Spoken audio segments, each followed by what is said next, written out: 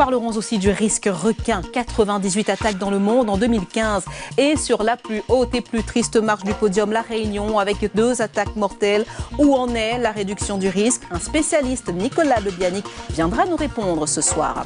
C'est actuellement l'un des chiffres les plus commentés, celui du nombre d'attaques de requins dans le monde. 2015, l'année des records. Regardez, 98 attaques en une seule année. C'est 10 attaques de plus que lors du précédent record. Et il remonte à l'année 2000.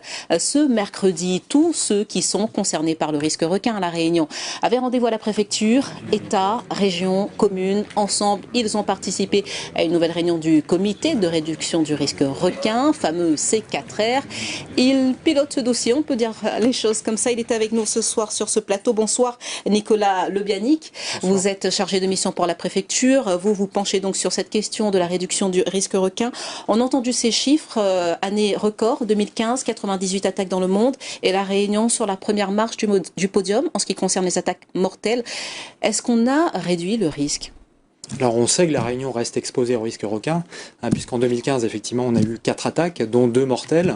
Ce que l'on souhaite, bien sûr, c'est éviter ces accidents en apportant une réponse technique qui est complexe, mais sur laquelle on avance. Alors pour cela, il y a donc ce nouvel outil, cette nouvelle entité qui apparaît aujourd'hui, le Centre de ressources et d'appui sur le risque requin. En clair, de quoi s'agit-il ?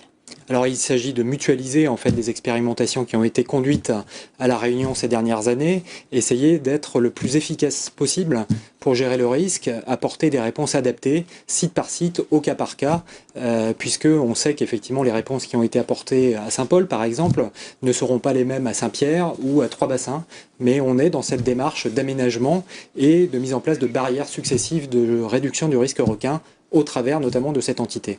Saint-Paul, 2 spots sécurisés avec les filets anti-requins, Boucan-Canotte et Roche-Noire. Parlons d'un autre spot, celui de Saint-Pierre. On parle là de technologies innovantes à mettre en place. Qu'en est-il ?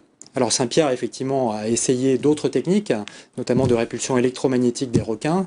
Ce que l'on sait aujourd'hui, c'est que ces techniques sont difficiles, il faut s'assurer de leur efficacité, et aujourd'hui on n'a pas tous les critères pour garantir une efficacité, à l'inverse de systèmes de type filet et d'enclos de pratique pour les activités nautiques. Donc on va continuer à essayer d'explorer ces solutions innovantes, mais ce qui est important, c'est que La Réunion mette en œuvre son propre système de réduction du risque requin, au travers notamment d'un certain nombre d'aménagements de zones, mais aussi au travers des dispositifs de surveillance tels que le programme Vigé-Requin renforcé ou les activités de pêche ciblée des requins au travers du programme Cap-Requin 2.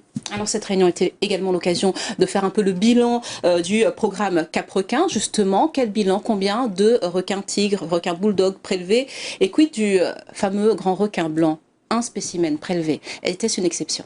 Oui, c'était une exception, très clairement. L'objectif aujourd'hui, c'est de prélever des requins tigres et bulldogs lorsqu'ils se trouvent aux abords des zones d'activité nautique, et d'un strict point de vue quantitatif, depuis la mise en œuvre de ce programme, on a aujourd'hui une capture de 45 requins tigres et bulldogs, répartis à moitié pour chaque espèce.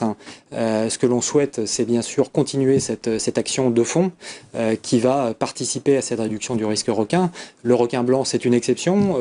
On souhaite bien sûr éviter toutes les captures accessoires, que ce soit celles des autres requins. On a des requins de récif à La Réunion que l'on souhaite protéger, celle de l'ensemble des poissons pour préserver au maximum la faune et la biodiversité marine à La Réunion, tout en assurant la sécurité des personnes. Le requin blanc au large de La Réunion, c'était une exception, un nouvel outil, une nouvelle entité, voire son apparition, centre de ressources et d'appui sur le risque requin. Merci Nicolas Lebianic pour toutes ces précisions ce soir.